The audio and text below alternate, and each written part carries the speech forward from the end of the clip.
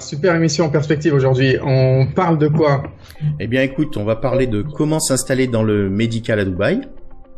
Et on va recevoir donc un invité. Cet invité s'appelle Emmanuel Hartmann et il est ostéopathe. Donc il est comme docteur, son nom ne le dit pas, il est français et il est depuis une dizaine de mois à Dubaï maintenant. Donc c'est pour lui c'est très très frais. C'est des informations récentes. C'est pas des machins qui datent d'il y a 20 ans. Et c'est très bien. Voilà. Et à ce titre, il parle encore à peu près bien le français, donc on va pouvoir en profiter. Voilà. Bonjour Emmanuel.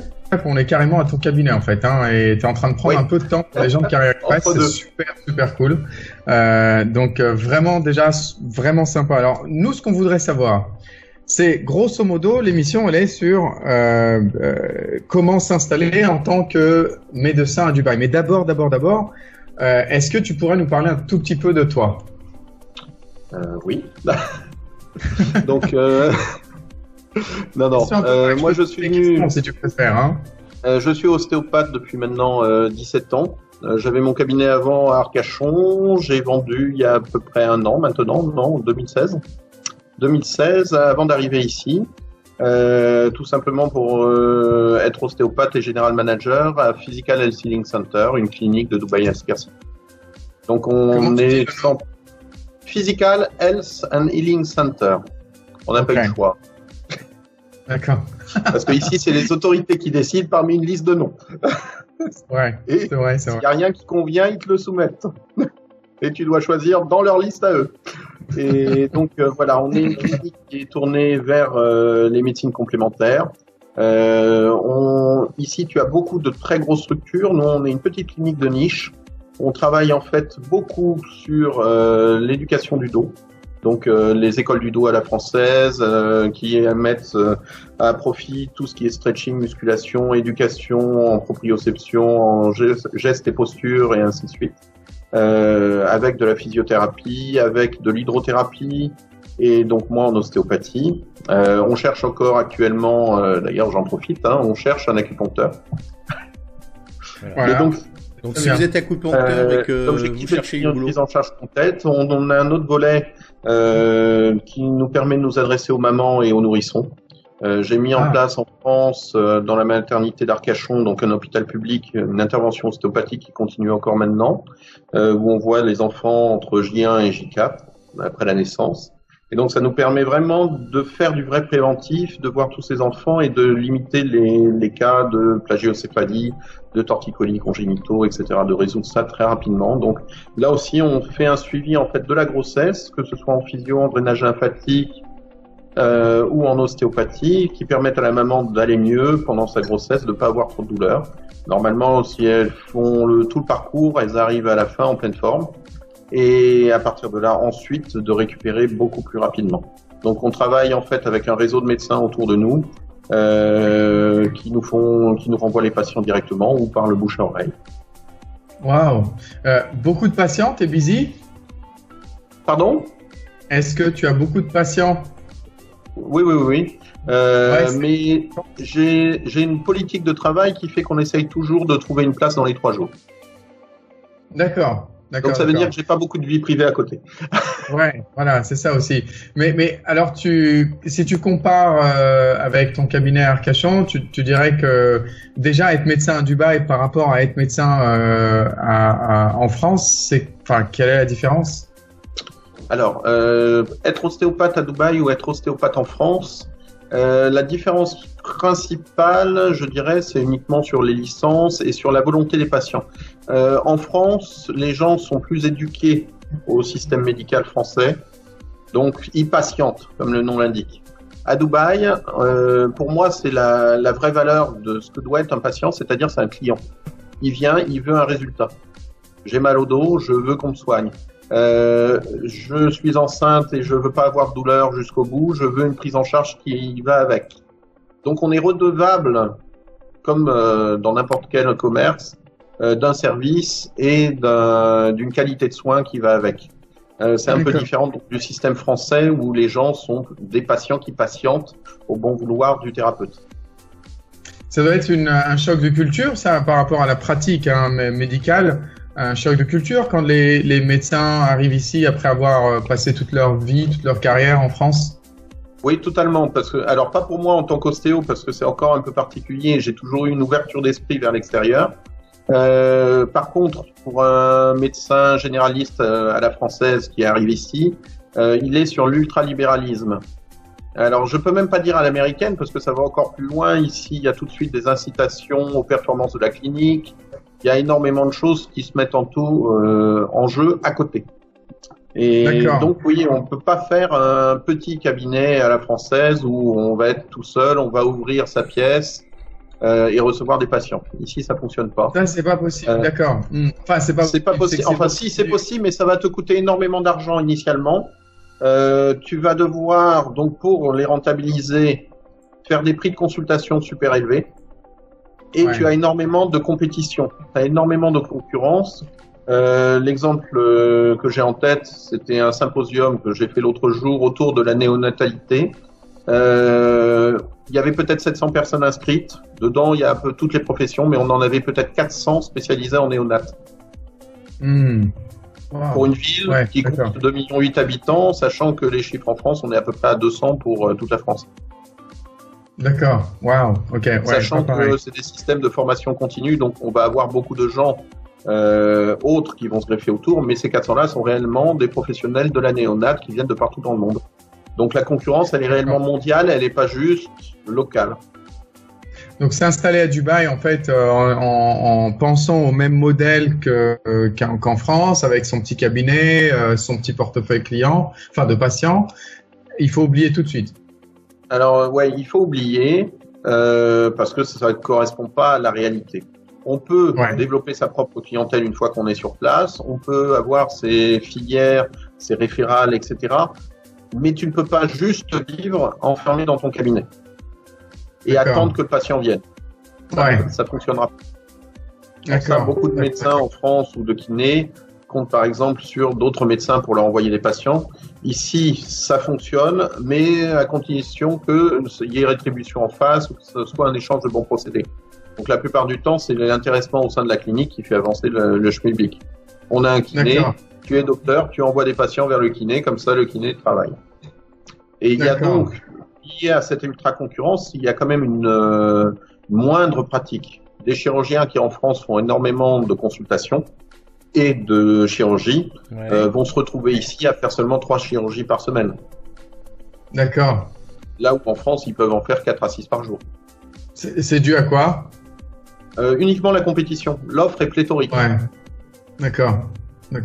Ouais, tout à fait. Okay. Je vois sur Dubai Healthcare City, qui est une toute petite zone de Dubaï de 2 km², spécialisée dans le soin. Il y a 90% de l'industrie du soin sur Dubai Healthcare City et seulement 10% de cafétéria, etc.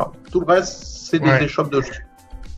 Ça veut dire qu'on est 400 opérateurs de santé à peu près sur 2 km².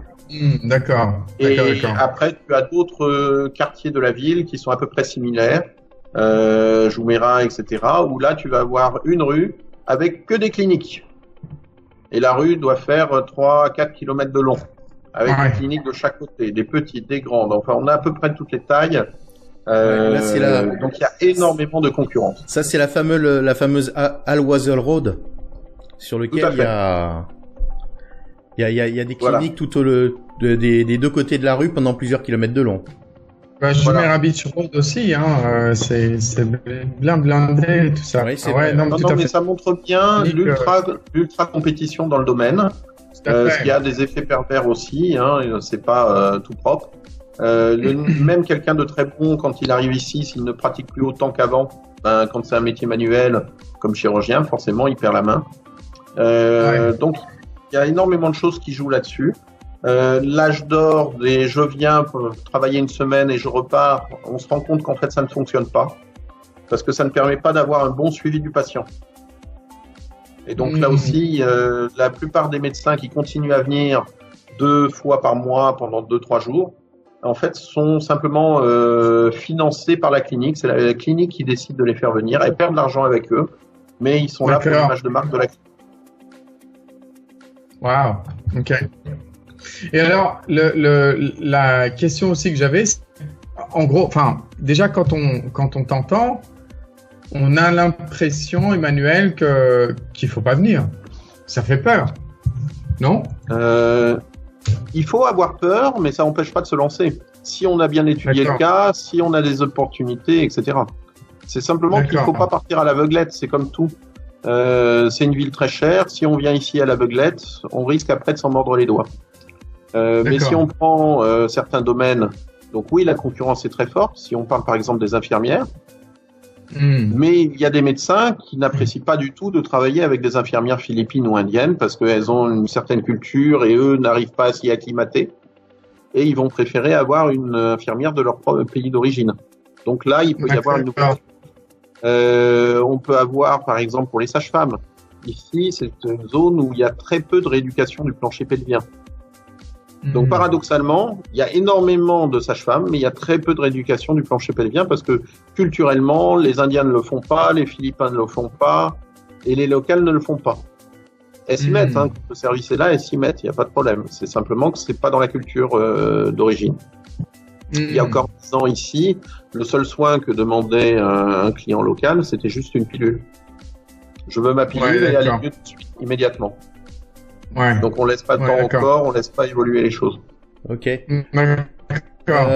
si on parlait un petit peu du processus? Oui, je disais, et si on parlait un petit peu du processus pour venir s'établir à Dubaï? Oui. C'est exactement ce que j'allais te dire. Désolé. Donc non, mais c'est bien. Emmanuel, c'est ça en fait. Hein. Donc imaginons qu'on prenne toutes ces choses-là en compte et qu'on se dise oui, mais quand même envie de passer. Alors si on se dit j'ai envie juste de passer, vas-y. Quand on a pris tout ça en compte, en fait, le processus va commencer par établir sa licence. Parce que ici, donc, on n'a pas de taxes, mais on a les licences qui sont à renouveler régulièrement tous les 2 ans. Donc, c'est comme le permis de conduire, mais avec un renouvellement. À partir de là, il va falloir donc remplir un dossier online qui dépend en fait de chaque autorité. Donc, on va choisir sa zone géographique de travail. Excusez-moi. Donc, par exemple, je veux travailler à Dubaï, je veux travailler à Dubaï Healthcare City, qui est donc l'emplacement médical de Dubaï, je veux travailler à Abu Dhabi. Chacun de ces organismes a une licence différente. À partir de là, on va se connecter sur leur site internet du ministère de la Santé et équivalent, et on va suivre le protocole. Donc, pour faire court, on va d'abord demander un paiement, ensuite on va devoir injecter online les copies des diplômes certifiés en anglais. On va ensuite avoir un temps d'examen et ils vont faire une vérification de ces diplômes, de succès sur chacun de ces tests. Le TOEFL ou l'IELTS. Thierry, je voudrais partager mon écran pour que tout le monde comprenne bien le processus. Est-ce que c'est possible? Allez, on y est. D'accord. Alors, je partage donc mon écran. Donc, je résume ce que tu dis, hein, Emmanuel. C'est que à la base, il faut choisir sa location, son endroit. C'est ça?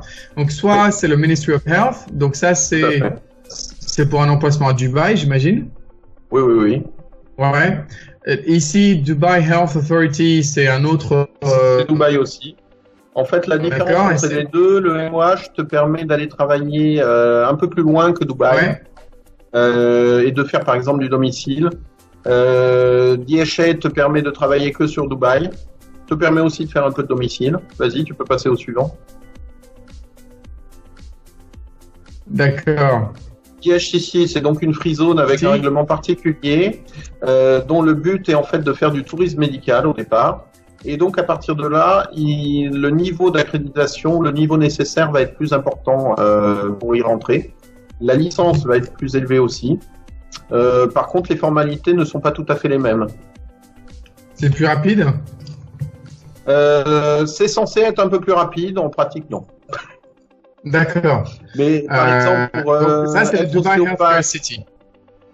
Voilà, mais par exemple pour être ostéopathe à DHA, il faut 2 années d'expérience, mais on va avoir à passer un entretien pour déterminer si on est dangereux ou non. Pour Dubai Healthcare City, on va te demander 5 années d'expérience, mais tu n'auras pas à passer cet entretien. D'accord. 1 année ou 2 années d'expérience, c'est des expériences préalables de ton pays d'origine, c'est ça? pays d'origine ou dernier pays où l'on a travaillé. D'accord, ok. Et le quatrième, c'est le HAD. Et le HAD, voilà, ça c'est pour les Émirats du Nord et Abu Dhabi. Health Authority of Abu Dhabi. Voilà. D'accord. Sachant que selon les professions, tu peux avoir des passerelles d'une licence à l'autre plus tard si tu veux changer ou pas. Et donc pour certaines professions, tu es obligé de prendre plusieurs licences. Pour d'autres, elles ne sont pas cumulables. Donc le médecin, par exemple, pourra exercer dans 3 endroits différents dans Dubaï et avoir une licence d'IHA et une licence d'IHT. Mais la nurse ne pourra pas. La nurse sera obligée d'être attachée à un seul établissement. Pareil pour le physio. D'accord. Une question, Emmanuel. En voyant donc tous ces circuits, ça veut dire que grosso modo, si quelqu'un veut s'établir, mettons un généraliste, tu sais, le généraliste français qui fait un petit peu de domicile, qu'est-ce qu'il va lui falloir comme licence? Alors, s'il veut bosser à la française et faire du domicile, excuse-moi, ça me fait rire parce que j'ai pas entendu qu'un seul médecin faisait du domicile ici depuis que je suis là. C'est le patient qui vient. Ouais, c'est pas quelque chose qui se fait, hein, c'est pas la culture. Alors, pourquoi? En fait, non, et ce n'est pas évident du tout. Parce qu'il va lui falloir une licence, par exemple, de Dubai Health Authority. Ouais. Avec l'examen qui va avec. Et il va falloir qu'il repasse une autre licence pour faire du domicile. D'accord. D'accord. Quand tu dis repasse, ça met combien de temps d'avoir une licence? Le parcours, en général, eux, le chiffre à 2 mois, en jour ouvré. Ça, c'est si tu as tous les documents et qu'il n'y a aucun souci. Mais pour les francophones, du moins les Français, après pour les Belges, je suppose que ça va être à peu près pareil. Pour les Suisses, je ne sais pas. On demande un certificat de good standing. Et ça pose un gros problème parce que ça n'existe pas en France. Ce n'est pas l'extrait de casier judiciaire vierge. Pour les médecins, ils acceptent un document qui vient de l'ordre du médecin. Mais c'est souvent là-dessus que ça pêche et c'est souvent là-dessus que ça prend du retard, en plus des traductions, en plus de tout le reste. Donc, en étant raisonnable, on peut se dire en 3 à 4 mois, on a sa licence. D'accord. Et alors, la deuxième étape, c'est qu'on va sur ces sites-là, sites de MOH ou DHA, dès qu'on a choisi où est-ce qu'on veut. Et ensuite, on remplit donc quelques formulaires et puis on commence à payer. On injecte en fait déjà des diplômes, on injecte les copies d'examens TOEFL ou IELTS, sachant donc que le TOEFL est universitaire, l'IELTS est plus orthographe grammaire. Donc l'IELTS est plus dur que les résultats qui sont attendus, le niveau qui est attendu dans ces examens anglais. Pour l'IELTS, il faut 6 ou plus. Le TOEFL, dans les textes, ils sont encore sur le TOEFL papier, mais plus personne ne le fait. Et donc le TOEFL papier, il faut 550 ou plus. Donc après sur le site du TOEFL, on trouve les équivalences entre TOEFL papier et TOEFL computer et ils acceptent l'équivalence. Donc ça doit correspondre, je crois, à 68 en TOEFL computer. Est-ce que je comprends? Est-ce que ça veut dire qu'on peut dire finalement que le TOEFL ou l'IELTS, il faudrait au moins un score d'à peu près 60% en anglais sur ces examens-là pour réussir? C'est ça. Ouais, d'accord. C'est ça, et si par exemple on est médecin généraliste et qu'on veut venir ici, il faut au moins 80%. Parce que l'anglais médical n'est pas le même que le français médical ou que l'international. Donc on a vraiment les nomenclatures en plus. De même, la culture qu'on a en France quand on travaille en cabinet, on ne tient pas compte des différents codes internationaux pour les ordonnances. Ici, c'est la priorité, c'est connaître les CPT codes et les ICD codes. D'accord.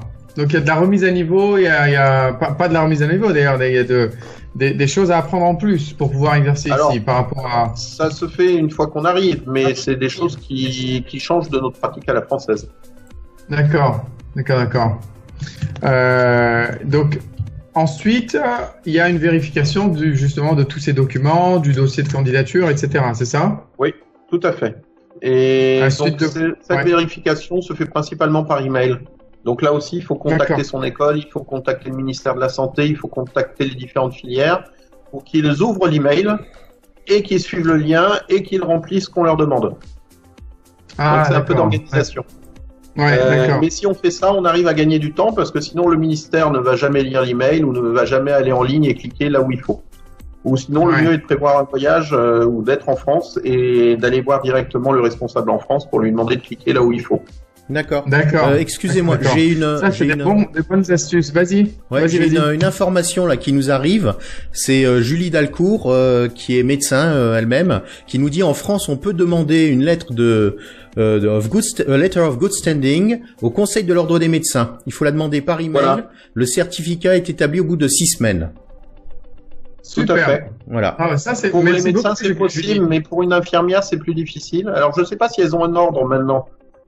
Et donc, dans ce cas-là, il faudra qu'elles aient une lettre de l'ordre, mais il y a plein de professions qui n'ont pas d'ordre. Ouais. Et à qui on va demander cette lettre de good standing. D'accord. Donc là, c'est beaucoup plus compliqué. Généralement, ça se finit par une lettre du dernier employeur qui dit que d'après lui, pour ce qu'il en sait, vous êtes bien conduit et vous n'avez pas de procès ou d'affaire avec la justice en cours. D'accord. D'accord. En anglais, bien entendu. Ah, bien sûr.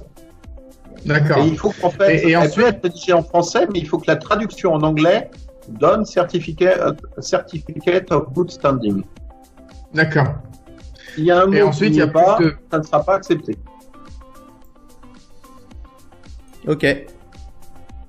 Après la petite vérification, il y a plus de documents encore à fournir, Voilà, c'est ça? Après, tu injectes encore d'autres documents, mais généralement, pour schématiser les documents qu'on va te demander, c'est ton parcours en termes de diplôme, ton parcours en termes d'expérience professionnelle, c'est 2 lettres de recommandation de praticiens qui datent de moins de 2 ans, et plus après ta copie de TOEFL, ta licence de ton pays d'origine, donc ton autorisation d'exercice, par exemple, de l'ARS. Et ainsi de suite. Donc ce type de document, mais les sites sont généralement bien faits et on a tout le listing, hein, donc on peut le préparer proprement. Ok. Et ensuite, il y a un examen. Alors, selon la profession, mais kiné, nurse, sage-femme, médecin, ostéopathe selon le type de licence, du moins l'endroit où on demande la licence, il va y avoir un examen. Cet examen, il peut être uniquement à l'écrit, il peut être à l'oral et à l'écrit. Donc tout dépend en fait de chaque spécificité. D'accord. Toi, et tu pour disais revenir tout à l'heure, on a évoqué le cas du médecin généraliste, et là aussi, pour bien montrer la différence, ici, on va avoir la licence de médecin de famille. Et donc, dans ce cas-là, le médecin va pouvoir voir toute la famille, les vieux et les jeunes. Et on a la licence de médecin généraliste, et dans ce cas-là, il n'aura pas le droit de voir les jeunes et il n'aura pas le droit de voir les vieux. D'accord, ça c'est... Ouais, c'est le family doctor avec le GP, à la différence du GP, c'est ça? Ouais. Voilà. D'accord. D'accord.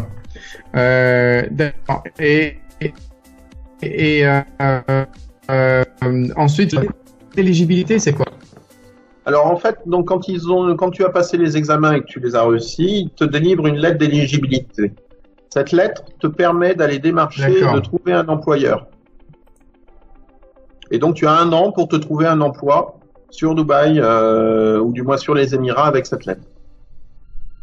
12 mois. Non, d'accord. Oui, d'accord. 12 mois. Et donc voilà, c'est la... trouver un organisme dans les 12 mois après la lettre d'éligibilité. Et donc une fois que tu as trouvé un organisme, finaliser ta licence, c'est à peu près une dizaine de jours et encore d'autres fees. Donc d'autres frais à payer. Bon, alors la question qui est importante, c'est en gros, ça coûte combien enfin une fourchette pour si on met toutes les fees ensemble. Alors, si on prend la licence la plus chère de Dubaï, donc c'est à Dubai Healthcare City, c'est celle que j'ai moi, en tant que Doctor of CAM, donc en Complementary Alternative Medicine. Cette licence-là chiffre à peu près à 9000 dirhams. D'accord, 9000 dirhams. Et donc c'est à renouveler. Et c'est ça. Ouais.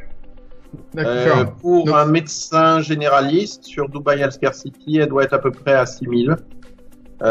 Sur Dubaï, donc Yeshe, elle doit tourner à peu près à 4000. Donc en fin de compte, tout dépend vraiment de la zone. Sachant qu'après les nurses et les physiothérapies ont vraiment des licences qui sont pas très chères. On doit tourner pour une nurse entre 1000 et 2000 dirhams et pareil pour le physio.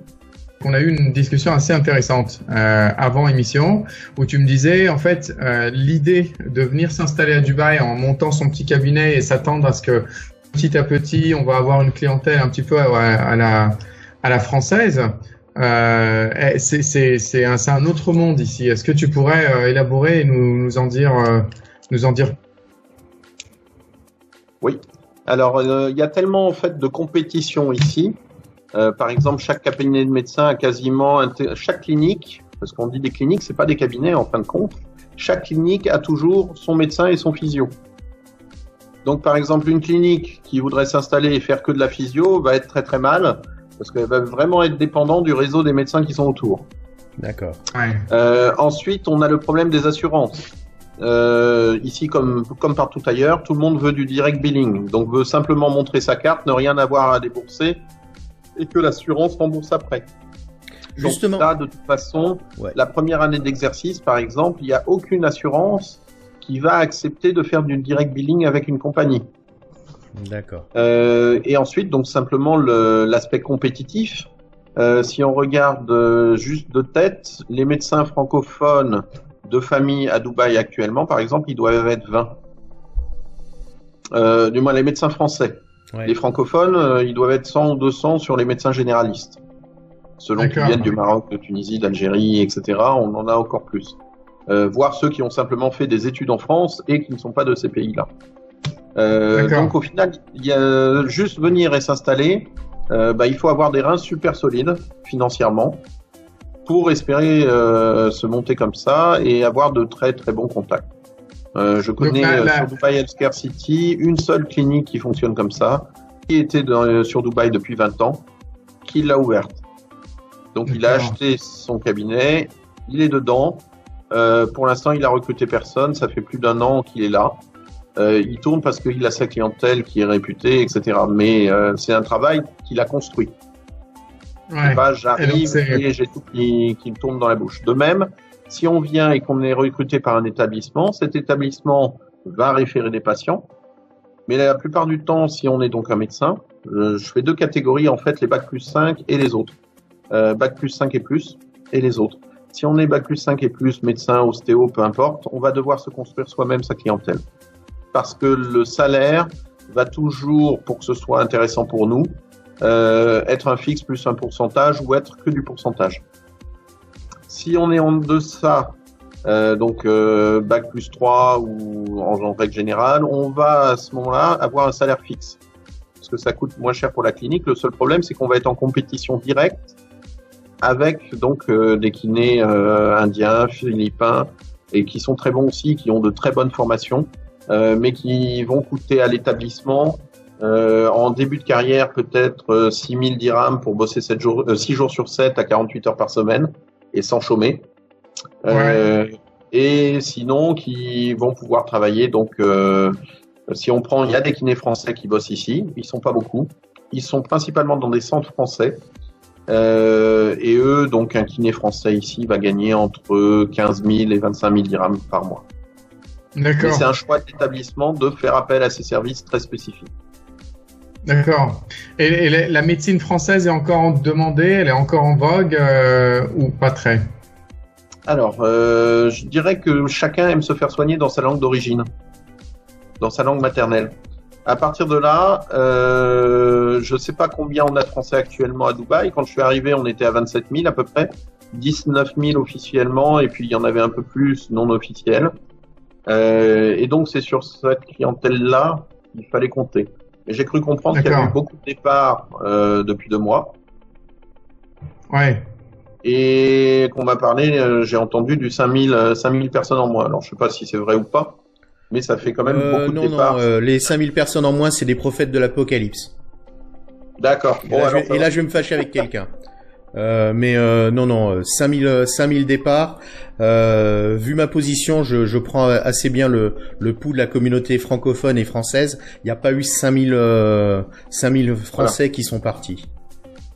Non, après, c'est plus les données d'économie globale. sachant qu'il y a la VAT qui arrive et qui fait qu'il y a des entreprises qui vont se déplacer, et donc les gens qui ont les moyens de se faire soigner qui bougent en même temps. D'accord. Parce Là, qu'il y a la cette TVA, ça donnée-là vous dans le concerne soin aussi, qui est Emmanuel? important. Dubaï, c'est une ville de 2,8 millions d'habitants. Mais sur ces 2,8 millions d'habitants, ils sont pas 2,8 millions à avoir le pouvoir d'achat nécessaire pour se faire soigner par un praticien français ou un praticien international.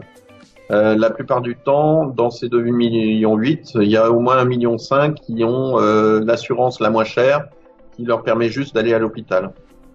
D'accord. Donc pour résumer, si je peux me permettre, je suis médecin généraliste, je veux m'installer à Dubaï. La meilleure façon de le faire, c'est pas forcément me monter mon cabinet tout de suite. Au moins commencer à plutôt donc prendre faire ma licence, tout ça. Ça c'est un processus qui met entre 2 et 4 mois suivant comment ça se passe. Ça coûte entre 4 et 9 000 dirhams en termes de prix, donc c'est pas ahurissant. Et par contre, pour s'insérer le plus vite possible, on a 12 mois, d'accord, après la lettre d'éligibilité. Le plus simple, ça va être forcément d'essayer de rejoindre une clinique qui existe déjà, avec un espèce de partenariat avec soit un fixe plus. Voilà, c'est de la négociation salariale après pur et dur. Mais donc, ça veut dire que le médecin, il va devoir être responsable de son centre de profit, finalement, d'apporter des clients. C'est pas du tout le seul médecin des environs du village ou quoi que ce soit qui a juste à attendre pour. C'est ça. Oui, c'est ça. Parce que s'il attend, ça ne viendra pas. Il y a vraiment trop de concurrence dans ce domaine-là pour simplement attendre. Donc, par contre, il peut mettre à profit les 4 mois où il monte sa licence pour déjà prendre des contacts avec les cliniques qui sont sur place. D'accord. Et ça recrute ? Il y a du turnover parce que tu as beaucoup de médecins qui accompagnent en fait leur conjoint, qui suivent le conjoint quand le conjoint est muté. Donc il y a du turnover. Ici, un médecin qui a de la bouteille, c'est en général après 5 ans de pratique. Je connais très peu de médecins à Dubaï qui ont plus de 10 ans de Dubaï. Waouh, d'accord. D'accord. Il y en a, mais proportionnellement, la majorité des praticiens, c'est de 3 à 8 ans. Mais la ville est quand même jeune si on regarde son développement. Et le choix de partir vers la médecine et le tourisme médical est un choix relativement récent. Donc il y a eu au départ les appels sur lesquels on est resté en France qui sont venez à Dubaï pour travailler, vous allez gagner beaucoup d'argent, ce qui était effectivement le cas il y a 10 ans. Mais ça ne l'est plus de nos jours. Entre l'augmentation des loyers, même si maintenant ils sont en train de diminuer un peu, mais l'augmentation du coût de la vie et les salaires, il n'y a pas eu une mise à niveau. Donc les médecins gagnent beaucoup moins qu'à l'époque. D'accord. Bah, c'est très bien. Enfin, c'est très bien. C'est pas très bien qu'ils gagnent beaucoup moins. C'est très bien en termes d'information parce que c'est vrai qu'il y a beaucoup d'idées préconçues par rapport à ce secteur. Mais donc en tranche salariale, ce qu'on peut dire, c'est un médecin, il va gagner entre 30 et 35 000. Un physio va gagner à peu près entre 15 et 25 000. 25 000, c'est vraiment une fourchette très très haute. Il faut qu'il ait de super compétences. Et qu'il arrive vraiment à avoir beaucoup de gens très rapidement. Une infirmière, si elle est spécialisée de bloc sur des systèmes très très pointus, là elle peut espérer avoir 15 000. Une infirmière qui viendrait sans spécialité serait en face d'infirmières qui elle travaille pour 6 à 8 000 dirhams. Ouais. Alors quand Emmanuel nous a parlé des salaires, là on parle donc 30-35 000 dirhams par mois, entre 15 et 25 000 dirhams par mois pour des kinés par exemple, et jusqu'à un maximum avec vraiment une exception sur vraiment des techniques pointues pour les infirmières qui gagneraient jusqu'à 15 000 dirhams par mois, en sachant que leur concurrence se situe plutôt autour des 6 000 dirhams par mois. Voilà, une infirmière avec 20 ans d'ancienneté ici, d'origine philippine ou indienne, va recevoir un salaire avec l'expérience qui va avec, vraiment compétente, va être à moins de 10 000 dirhams. Ouais. D'accord. Voilà. Ouais. Et Pour du 48 heures semaine. Hein. Voilà. Et je tiens à préciser une chose qui est à propos des infirmières, mais en fait c'est un petit peu comme tous les métiers à faible salaire. C'est pas parce que vous êtes francophone et que vous acceptez un faible salaire que vous allez être pris, parce que dans ces métiers il y a une logique après de pool qui fait qu'en fait vous risquez de vous trouver face à des gens qui vont vous dire ok, vous êtes francophone, vous êtes français, vous acceptez de travailler pour le prix d'un Philippin, ouais, mais voilà, toute mon équipe ils parlent tagalog. Et vous parlez pas le tagalog, donc voilà, faut bien être conscient. Alors, Thierry, je suis pas d'accord avec toi.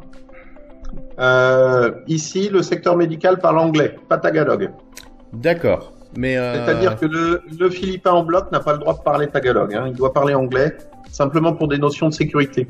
Mais là, le problème viendra. Ah, vous êtes français, vous ne parlez pas anglais de manière suffisamment courante pour du bloc. Okay.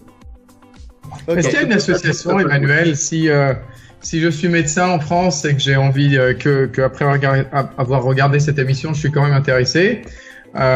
Est-ce qu'il y a une association de médecins francophones, français ou des choses comme ça? Alors, je sais qu'elle existe. Il y en a une, on doit la trouver sur Facebook. Il y a un groupe, des médecins francophones à Dubaï sur Facebook. Et il est assez actif. Hein. Il se donne bien les informations dessus et ça le relaye bien. Bon, ça c'est bien, d'accord. Il y a des jobs aussi là-bas, tu sais pas peut-être? Ah, ça je ne sais pas. Franchement, j'ai pas pris le temps d'aller voir. C'est super. Merci beaucoup, Emmanuel. Et Thierry, est-ce que tu voulais rajouter quelque chose? Alors moi, oui, j'avais j'ai reçu des questions qui m'ont semblé intéressantes. Donc Zara Lala. C'est le pseudo, hein, qui demande si pour une préparatrice en pharmacie il y a des chances. Parce que c'est vrai qu'on a parlé plutôt, comment dire, dans le domaine ce que j'appellerais opérationnel de la médecine, mais pour ce qui est pharmacie. Alors c'est une bonne question parce que ici j'ai l'impression que les seules préparations de pharmacie vont se faire dans les gros hôpitaux. Ouais. On n'a pas la préparation en pharmacie de rue. D'accord. Donc là non plus, c'est pas comme à la française, il n'y a pas de mélangeur, etc. Sachant qu'après, oui, elle a ses chances si elle accepte un salaire vraiment très bas. D'accord. Encore une fois, là, elle est plus en concurrence directe, même pas avec les Philippins et les Indiens, mais avec les Pakistanais. Donc c'est des salaires préparatrices en pharmacie, c'est 2000-3000 dirhams. Ok. D'accord. Très bien, voilà. Et puis donc on avait une question d'Abdullah Abou Ismaël, mais en fait la question c'était grosso modo, on a répondu à toutes ces questions pendant l'émission puisque c'était justement l'installation d'un médecin français en cabinet généraliste à Dubaï. Donc voilà, je fais un dernier tour pour voir. Écoutez, c'est bon, on n'a plus de questions. On va peut-être se dire au revoir maintenant. Ça marche. Voilà. Et donc, je vous dis, donc nous vous disons au revoir Emmanuel, au revoir Hamza. Merci. La semaine prochaine, nous ferons une émission emploi, c'est-à-dire que Hamza va avoir la joie de bosser pendant quelques heures sur des slides pour nous exposer un concept relatif à l'emploi. Et puis, on va finir l'émission. Je vais vous laisser sur l'écran les coordonnées de Emmanuel Hartmann, au cas où vous auriez mal au dos. Pour la petite histoire, je l'ai connu parce que je souffrais du dos, et maintenant c'est fini. Donc voilà. Et on vous dit. Non, après s'il y a aussi d'autres questions plus spécifiques, elles peuvent être aussi envoyées par email. Hein. Voilà. Ça concerne le médical, etc. Je peux aussi répondre. Voilà. Ok. Eh bien, merci beaucoup, Emmanuel. Et on vous dit à la semaine prochaine. Au revoir. Bonne journée. À bientôt. Au revoir.